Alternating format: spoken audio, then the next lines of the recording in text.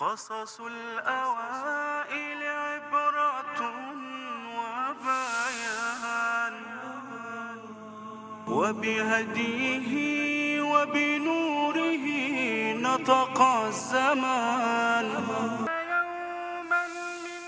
ما با نزول این قرآن از سوی خویش بهترین داستانها را که پیشتر از آنها آگاهی نداشتی برایت بازگو می کنیم.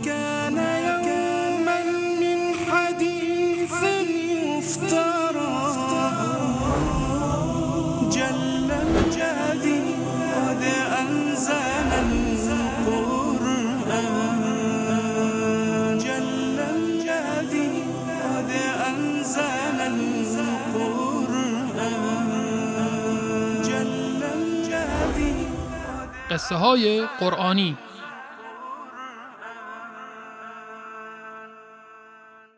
بسم الله الرحمن الرحیم. الحمد لله و الصلاة و السلام علی حبیبنا رسول الله و علی آله و صحبه و من والاه. خدمت همه شما عزیزان، خوبان و مهربانان میگم السلام علیکم و رحمت الله و برکاته. امیدوارم که همیشه زندگیتون موفق و پیروز باشید و در پناه حق متعال. با قصه فرعون بودیم. فرعون متکبر، ستمگر، ظالم که بنی اسرائیل رو به بردگی گرفته بود. خداوند به سوی این فرعون مستکبر دو تا از پیامبراشو فرستاد، حضرت موسی و برادرش هارون. موسی و هارون اومدند و فرعون رو نصیحت کردند، دعوت کردند، اما این مرد حاضر نبود که سخن حق رو گوش کنه. اینجا بود که بعد از چند سال دعوت و تلاش موسایی نهایت این رسید که خداوند متعال این قوم رو بعد از دعوت نرم موسی یه مقداری گوشمالی بده تا شاید عبرت بگیرن. عذابهای الهی و آزمایشهای الهی برای قوم فرعون شروع شد. یک قحط سالی بسیار شدیدی منطقه رو فرا گرفت. بعد از این قحط سالی اینا فهمیدن که این عذاب الهی است و شروع کرده بودند میگفتند که این از همین شومی موسی و افرادشه، در حالی که خودشون شوم بودند و سبب بلا. بعد از این قحط سالی شدید بارون وحشتناکی شروع شد. یک طوفان و یک سیلاب و همه جا رو آب برگرفت. فرعونیان وقتی که این حالت رو دیدن، مرگ رو جلوی چشمای خودشون دیدن، گفتن که حل این معما پیش موسی است. رفتند پیش موسی علیه السلام که بیا از خدات بخوا که ما رو عذاب نکنه، ما اشتباه کردیم، شما بیا دعا کن این بارون قطع بشه، این سیل و این همه آب قطع بشه، ما مسلمون میشیم. حضرت موسی علیه السلام هم خوشحال که اینها در نهایت کار فهمیدند که باید برگردند و از عقلاشون کار بگیرن. دعا کرد موسی علیه السلام و خداوند این طوفان رو از اینها برداشت. اما چی؟ آیا اسلام آوردن؟ هرگز. برگشتند به همون حال اول خودشون و کفر و عناد و سرکشی. خب این همه آب که اومده بود براشون نعمت بزرگی شد. همه دنیا سبز شد، هر جا تونستن بکارند و درختکاری و گندم و برنج و هر چی که دلشون میخواست کاشتند. آب فراوون، زمین هم سیراب و محصول بسیار خوبی اومد. بعد با خودشون برگشتن گفتن ای بابا، ما فکر کردیم این عذاب بود، این که نعمت بود. ای کاش ما این نمیرفتیم پیش موسی، خودمونو خرد نمی کردیم. اما خداوند باز اونها رو تنبیه کرد. ملخ یکی از سربازان الهی ریخت به جون این محصولات اینا. سربازان الهی ملخ فوج فوج و گروه گروه و گروهان می زدن و مزرعه های اینا و کشت و کار اینها رو همه رو از بین می بردن. وحشت کردن. باز هم احساس کردند که باید برن پیش حضرت موسی علیه السلام. حضرت موسی چون این رو احساس کرد که باز اینها اومدند و ترس ورشون داشته، شروع کرد نصیحت کردنشون و دعوتشون. گفتن باشه اگر شما دعا کنید که خداوند این بلا رو از سر ما بیرون کنه، دور کنه، ما ایمان میاریم. و حضرت موسی باز دعا کرد، ملخ گم شد، اما وعده ها و وعیدهای اینها هم گم شد. ایمان نآوردند و برگشتن به حالت اولشون. خب از اون چیزی که ملخ خورده بود چیز دیگه هم باقی مونده بود. گفتن همین واسه ما کافیه. به همین حال و هوا بودن که خداوند یکی دیگر از سربازانش رو به جون اینا انداخت. قمل یا کک افتاد به جون حیوانای اینا و به جون خودشون و هی جلداشون میخورید و عذاب بودن. باز اومدن پیش حضرت موسی گریه و زاری که ما رو از این عذاب نجات بدیم. باز دعای حضرت موسی بود و رفت بر گرفته شدن یا گم شدن اون عذاب و سرکشی این قوم جبار و این قوم مجرم.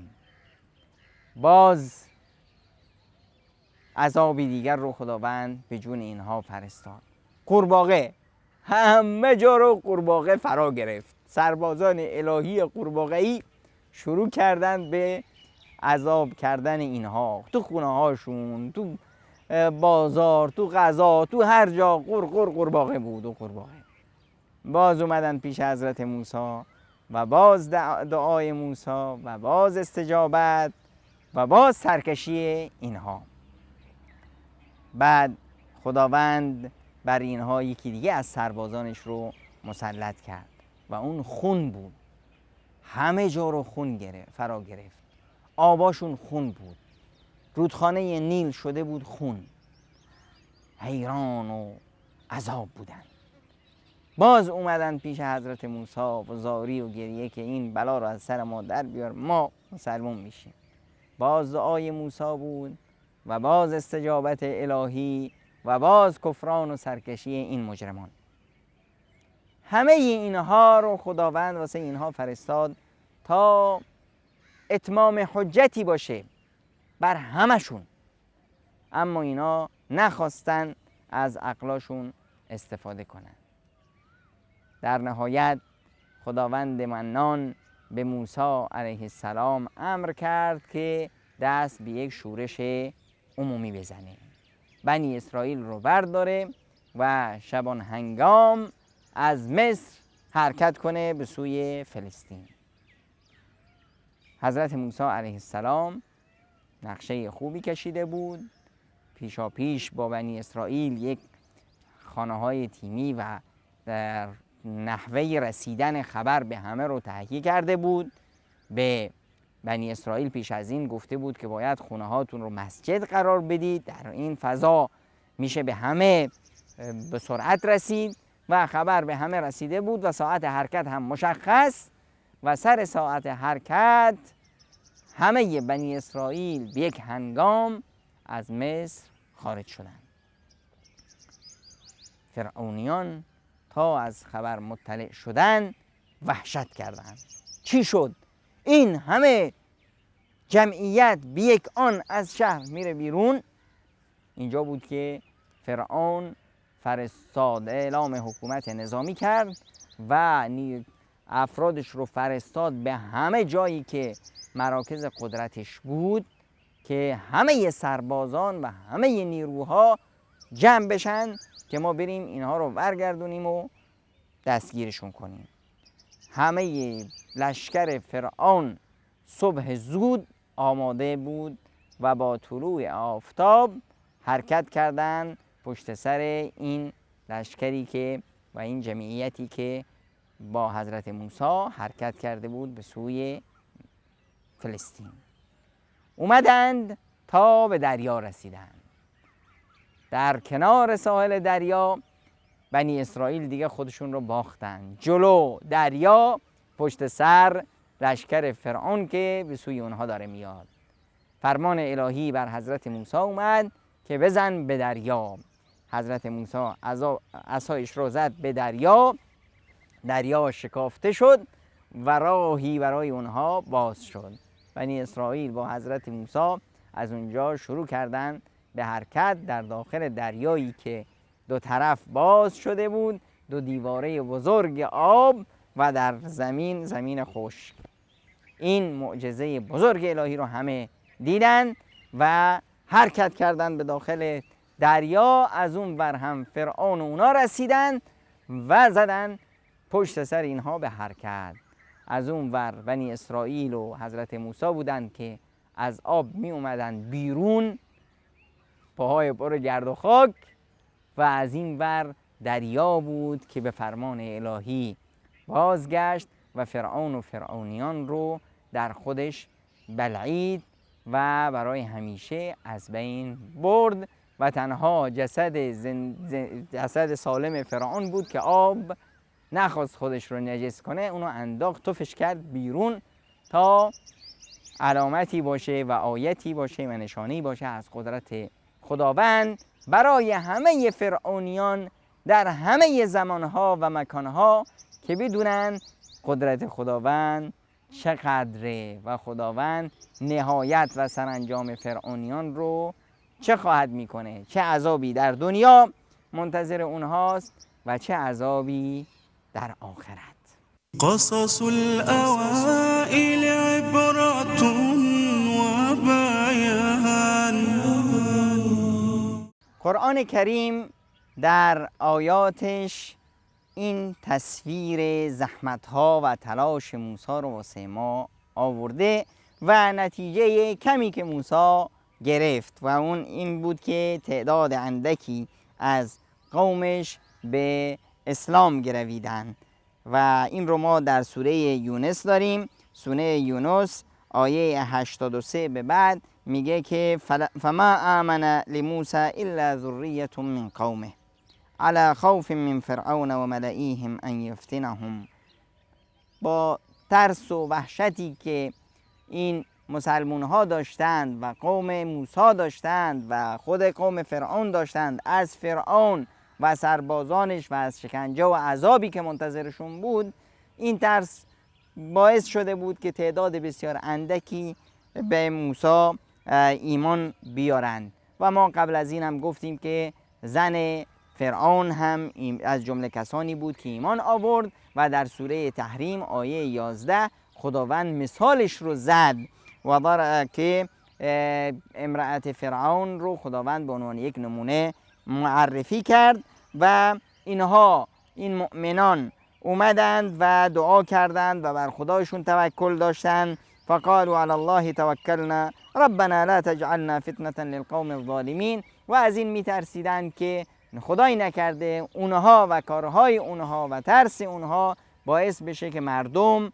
یا ضعف اونها باعث بشه که دیگران با دیدن اونها از اسلام بیزار شن و دعا میکردند که و نجنا برحمتک من القوم الکافرین، ما رو به رحمت خودت از قوم کافران نجات بده. و اینجا یک مسئله بسیار مهمی رو خداوند متعال به حضرت موسی امر کرد و اوحینا الی موسی و اخیه ان تبوأ لقومکما بمصر بیوتا. ما به حضرت موسی و برادرش گفتیم که در مصر، در شهر برای خودتون خونه هایی رو تهیه کنید و اجعلوا بیوتکم قبله، و خونه هاتون رو مسجد قرار بدید و اقیموا الصلاة، و در اون خونه ها نماز برپا دارید و بشر المؤمنین، و به مؤمنان مژده بده که فرج الهی نزدیکه. و موسی علیه السلام هم دعا کرد که بار الها شما قدرت و توان بیمانندی به فرعون دادید و اون این رو در راه گمراه کردن و عذاب و شکنجه مردم استفاده میکنه. حالا بعد از این دعای حضرت موسی و این جهادش با عذاب الهی اومد. عذاب الهی رو قرآن کریم در سوره اعراف از آیه 130 به بعد به اون اشاره داره که ولقد اخذنا آل فرعون بالسنین و نقص من الثمرات لعلهم یذکرون. ما تا این قوم فرعون عقلاشون رو بیکار بگیرن و یک مقداری فکر کنن ما چه کار کردیم؟ اینها رو مبتلا کردیم به قحط سالی و کمبود رزق و روزی، اما اینا عبرت نگرفتن و چی میگفتن؟ فاذا جاءتهم الحسنه قالوا لنا هذه. اگر یه خوبی میشد میگفتن بله ما حق داریم، این بله دیگه مال ماست، ماییم دیگه. و ان تصبهم سیئه یطیروا بموسی و من معه. اما اگر مشکلی واسه شون پیش می اومد میگفتن امینه شومن اینا، هر چی از زیر سر موسی و اطرافیانش هست. و آخرش هم حرف آخر رو به حضرت موسی زدن و گفتن و قالوا مهما تأتینا به من آیه لتسحرنا فما نحن لك بمؤمنین. آقا هر چه نشانی میخوای بیاری، هر چه معجزات میخوای بیاری، هر چی میخوای بگی، ما به تو یکی ایمان بیاور نیستیم. حرفشون تموم شد و راه رو بر خودشون بستن. اینجا بود که دیگه گوشمالی های شروع شد. خداوند براشون عذاب فرستاد. فارسلنا علیهم الطوفان. اول طوفان رو فرستادیم، بعد ملخ و الجراد و الملخ رو فرستادیم، بعد القمل رو فرستادیم، ککا رو، بعد قورباغه رو، بعد خون و اینها آیات روشنی بود که هر عاقل اینا رو میدید میفهمید که این عذاب الهی است و باز میگشت. اما چی؟ فاستکبروا و کانوا قوما مجرمین. تکبر و غرور اینها رو نگذاشت و اینها مجرمانی بیش نبودند. ولما وقع عليهم الرجز قالوا يا موسى ادع لنا ربك بما عهد عندك لئن كشفت عنا الرجز لنؤمنن لك ولنرسلن معك بني اسرائیل. وقتی که هر یک از این عذابا می اومدن به دست پای حضرت موسی میافتند که ای موسی خدا تو بگو که این بلا رو از سر ما در بیار. با خدا اگه همین رفت قسم میخوردن که ما حتما به شما ایمان میاریم و این بنی اسرائیل رو راهاشون میکنیم، هر جا دلت میخواد اینا رو با خودت ببر. فلما کشفنا عنهم الرجز الى اجل هم بالغوا اذا هم ينكثون. وقتی که این عذاب از اونها برچیده میشد زیر قولشون میزدن و برمیگشتن به همون حالت اولیشون.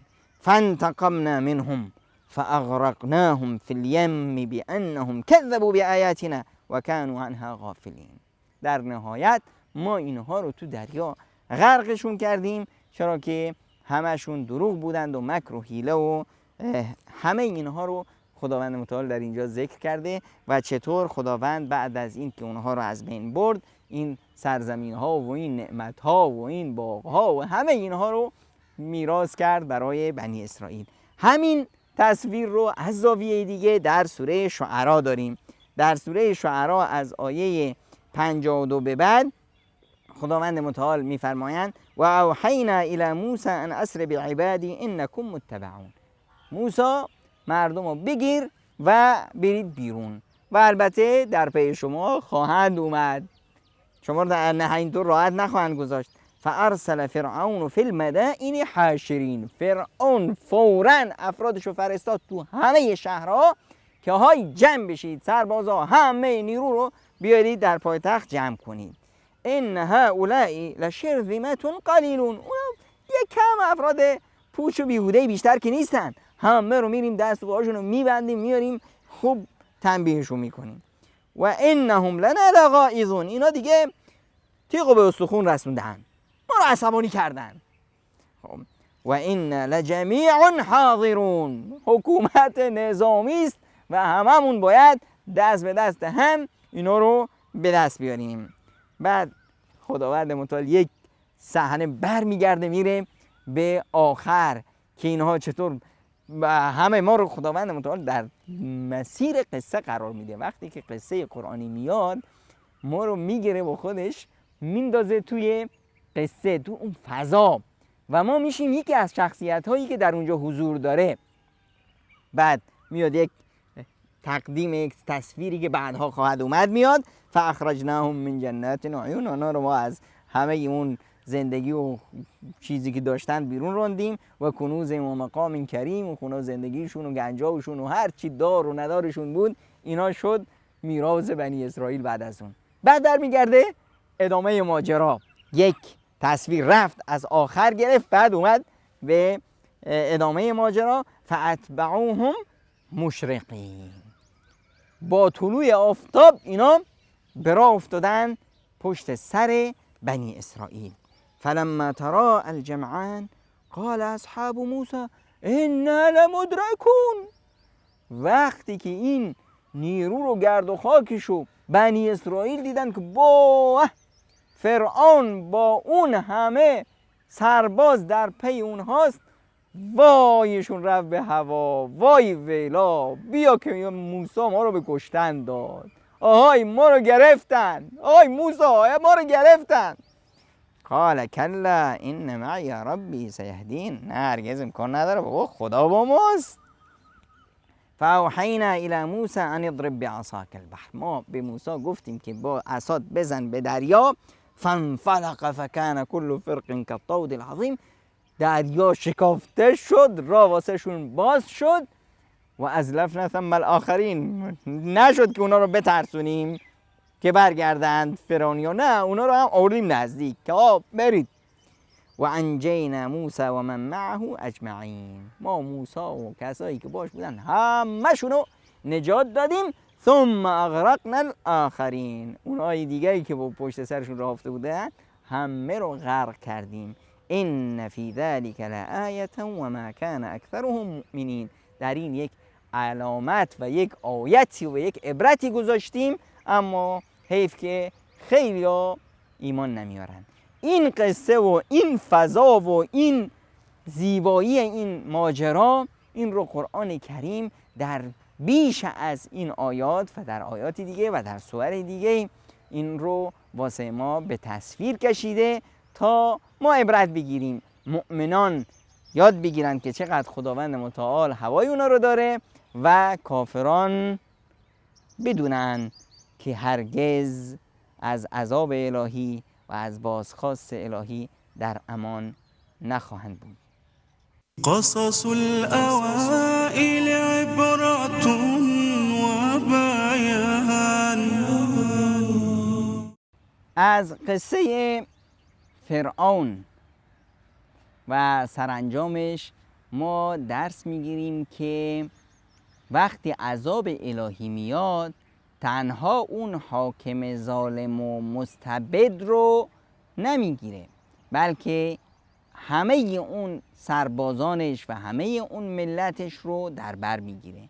چرا که ملت و سربازان اینها قدرت بازو و قدرت مالی و اقتصادی یک دیکتاتور هستند. اگه اونا نمی بودن، ظالم و دیکتاتور نمیتونست کسی باشه. ملت ها هستند که سرخم میکنن، ذلت و خواری رو قبول میکنن. اون وقت فرعون ها هستند که سوار میشن و پیاده نمیشن. اگر ملت سرکشی کنه از همکاری با ظالم، اگر ملت در کنار ظالم نایسته و سرباز اون نشه و دستورات ظالمانه اون رو اجرا نکنه، خب ظالم میشه یه فرد عادی، استکبر فرعون یه فرد عادی میشه. این افراد دیکتاتوری که امروز بر سر ملت ها چیره هستند، اینها از کجا قدرت گرفتن؟ از سکوت و رضایت به ذلت و خواری همین ملت ها. عذاب الهی وقتی میاد همه اینها رو در بر خواهد گرفت. و در این قصه ما داشتیم که حضرت موسی قومش رو دعوت کرد و امر کرد که خونه هاتون رو مسجد کنید، خانه های تیمی دعوت، خانه های اصلاح. خب این خیلی خیلی مهمه که مؤمنان همیشه مسجد داشته باشن، جایی که اونها رو جمع میکنه، اونها رو تربیت میکنه، از نظر روحی روانی اونها رو میسازه و در عین حال اونها رو با همدیگه آشنا میکنه تا روابط اجتماعی از اینجا صورت بگیره. واسه همینه که ما میبینیم در کشورهایی که ظلم و ستم به نهایت خودش رسیده، در کشورهایی که رهبراشون ادعای خدایی میکنن، میبینیم که در شهرهای بزرگ مثلا به مؤمنان حق نمیدن که مسجد داشته باشن. واسه چی؟ واسه این که مؤمنانی که در فضای این جامعه در غرق در بدعت‌ها، غرق در خرافات یا در شرکی و بت‌پرستی ها و قبر پرستی هاست و با کفر آشتی گرفته و از ایمان دوره، یک گروه مؤمن وقتی که مرکز تجمعی نداشته باشند، وقتی که جایی نباشه که مناره‌ای که اونها رو بگه که حی علی الصلاة حی علی الفلاح و به اونها بگه که اینجا مرکز توحید و یکتاپرستی است، این اقلیت در مجتمع بزرگ ذوب میشن و اون چیزیه که ظالمان و مستکبران همیشه اون رو میخوان. واسه همین موسی به ما میگه که نه، ظالم میتونه شما را از داشتن مسجد منع کنه، اما شما باید در پی راهکارهای جدید و سازنده باشید، هدف رو برآورده کنید، خونه هاتون رو مسجد کنید، دلاتون رو مسجد کنید، روابطتون رو مسجدی کنید، مراکز اجتماعی به وجود بیارید، مراکزی به وجود بیارید که شما رو با هم جمع کنه، شما رو با هم دیگه آشنا کنه تا موحدان با هم دیگه رابطه اجتماعی داشته باشند، بچه هاشون با هم دیگه رابطه اجتماعی داشته باشند و بدین صورت موحدان ذوب نشن هیچ، بلکه بتونن افرادی که غرق در بدعت ها و خرافات هستند اونها رو از اون منجلاب ها نجات بدن. آیات قرآن کریم رو وقتی که ما با هم مرور میکنیم میبینیم که برای چی این عذاب سخت الهی بر قوم فرعون و فرعون نازل شد. میبینیم که اسبابی محوریت داره. یک نقطه‌ای که بسیار مهمه خود دیکتاتوره، خود فرعون که ادعای خدایی میکرد. ادعای خدایی فرعون و دیکتاتورها یک ادعای خدایی سیاسی است، نه یک ادعای خدایی که ما مثلا تصور کنیم که اونا فکر میکردند یا به مردم میگفتند که این زمین و زمان رو من خلق کردم، این خورشید و آسمون رو من خلق کردم. نه، این تو هم نبود، چرا که خیلی همه بزرگسالا فرعون دیده بودند که چطور به دنیا اومد و خیلی همه این مسائل رو همه میدونستند، اما قصه اینجا بود که اون میگفت که نه، انا ربکم الاعلی، یعنی حرف منه، بالای حرف من حرف نباشه، من حاکم مطلقم، هر که از فرمان من سرپیچی کرد کافر شده، سرشو میبرم، دهنشو میشکنم، زبانشو میبرم و بدین صورت مردم رو مجبور میکرد تا حرف اون رو بشنوند. نقطه بعدیش اینه که مردم از اون پیروی کردن، اون عقلای مردم رو باشون بازی کرد و مردم هم چشم قربان گفتن، سرشون رو خم کردن، گذاشتن که فرعون روشون سوار بشه و آیات خدا و نشانه های خدا رو انکار کردن. این کاری که فرعون هم کرد و ملتش با اون همراه شدن. استکبار و ظلم، گناه و معصیت و سرکشی و سرپیچی از فرامین الهی، اینها از جمله اسبابی بود که باعث هلاک فرعون و فرعونیان شد و این اسباب در هر جا مهیا بشه اون ملت استحقاق عذاب الهی رو خواهند داشت، استحقاق قحطسالی و زلزله و به اصطلاح آفتهای مختلف رو خواهند داشت و این رو ما در تاریخ شاهدش هستیم و بودیم و همچنان این سنت الهی برپاست. و در این نقطه ما دیدیم که همیشه هم دیکتاتورها و مستبدین ادعا میکنن که حق با اوناست و همیشه میگن که ما در پی اصلاح هستیم و مصلحان رو میگن که اینا مفسدون فی الارض هستند، باید مجازات بشن. فرعون رو ما دیدیم که به قومش میگفت که ذرونی اقتل موسی، بذارید که من موسی رو بکشم. برای چی؟ برای چی میخوای موسی رو سر ببری؟ میگفت که اینی اخاف ان یبدل دینکم او ان یظهر فی الارض الفساد، من میترسم که این دین شما رو عوض کنه و در دنیا فساد برا بندازه. فرعون میگه که موسی در دنیا فساد برا بندازه و فرعون صاحب اصلاح و ساختار جامعه است. همیشه این صدای دیکتاتور هاست که حرف منه، من خوبی شما رو میخوام، من میخوام جامعه رو اصلاح کنم و همه جامعه رو بالا میکشه، به فساد میکشه، چپاول میکنه و هر کاری دلش بخواد میکنه، باز هم ادعاها و ادعا داره و سیاست‌های طغات و دیکتاتورها رو ما در اینجا میبینیم که چطور با مصلحان و مؤمنان برخورد میکنن. زندان، شکنجه، عذاب، قتل و تنگ کردن مسیر زندگی بر اونها، همه زندگی رو واسه شون تنگ میکنن تا مجبور بشن از شهر و دیارشون فرار کنن. فرعون به موسی میگفت قال لئن اتخذت الها غیری لاجعلنک من المسجونین، اگه یه خدای غیر از من رو انتخاب کنی تو زندونت میندازم. بالا و ضرونی اقتل موسی، بذاری که من موسی رو بکشم. این صدای دیکتاتور هست، صدای افرادی که در هر زمان ادعای خدایی میکنن و نهایتشون هم اینه که چون فرعون غرق میشن و در عذاب الهی میسوزن و خداوند اونها رو عبرت میکنه واسه دیگران و به فرعون گفت فالیوم ننجیک ببدنک لتکون لمن خلفک آیه، ما امروز تو رو با این جسد تو رو نجات میدیم تا مردم ببیننت و تا امروز هم این جسد فرعون هست و همه ما میبینیم و فرعونها میبینن و حکایتشو میدونن، اما کیه که از این حکایت ها و از این واقعیت ها و از این ماجراها عبرت بگیره و درس بگیره و اندرز بگیره و خودش رو اصلاح کنه. قصص الأوائل عبرة وبيان وبهديه وبنوره نطق الزمان، ما كان يوما من حديث يفترى،